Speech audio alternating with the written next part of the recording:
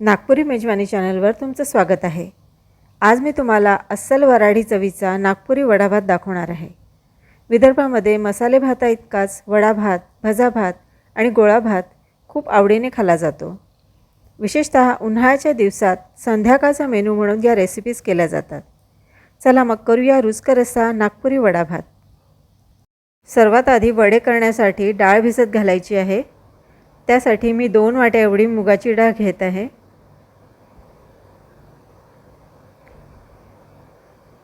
अर्धी वाटी मसुराची डाळ घ्यायची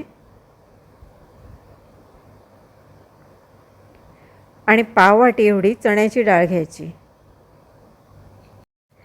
या डाळी आता आपल्याला स्वच्छ धुवून घ्यायच्या आहेत। स्वच्छ धुवून घेतल्यावर आता यात 2 पेले पाणी घालायचं आहे आणि आता हे आपल्याला 6 ते 7 तास भिजत ठेवायचं आहे। गोळा भातासाठीचा भात करण्यासाठी मी 1 वाटीभर एवढे तांदूळ घेत आहे। तांदूळ मी अगदी स्वच्छ धुवून घेतले। त्यात आता मी 2 वाट्या एवढं पाणी घालत आहे।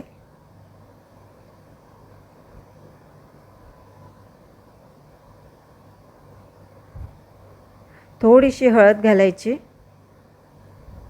थोडंसं मीठ घालायचं आणि भात मोकळा व्हावा म्हणून थोडंसं तेल घालायचं आणि आता हे कुकरला शिजवून घ्यायचं। डाळी अगदी व्यवस्थित भिजल्या आहेत। यातली वाटीभर एवढी अख्खी डाळ मी बाजूला काढून ठेवत आहे। या डाळी आता आपल्याला जाडसर वाटून घ्यायच्या आहेत। याची पेस्ट अजिबात होऊ द्यायची नाही।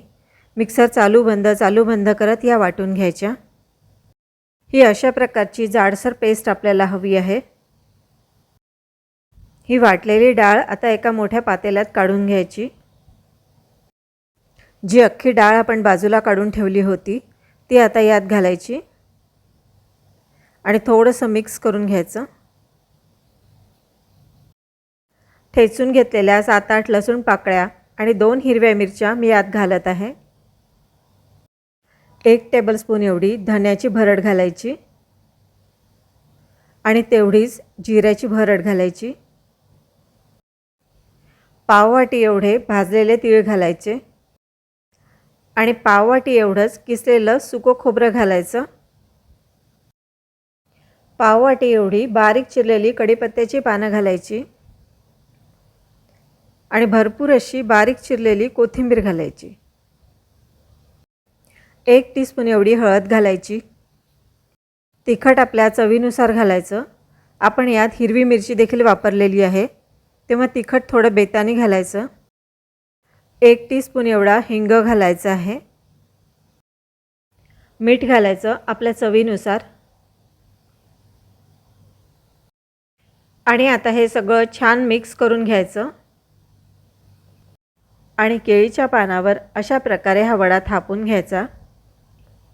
या वड्याला मधोमध छिद्र करायचं म्हणजे तळत असताना हा वडा छान शिजला जातो। तेल अगदी कडकडीत गरम झाल्यावरच वडे यात सोडायचे। सुरुवातीला गॅसची फ्लेम मोठीच राहू द्यायची म्हणजे वडे फुटण्याचे चान्सेस कमी होतात। थोड्या वेळाने गॅसची फ्लेम स्लो करायची आणि अगदी मंद आचेवर हे वडे शिजू द्यायचे। मंद आचेवर शिजवले की वडे आतून अगदी परफेक्ट शिजतात आणि वरून छान कुरकुरीत होतात।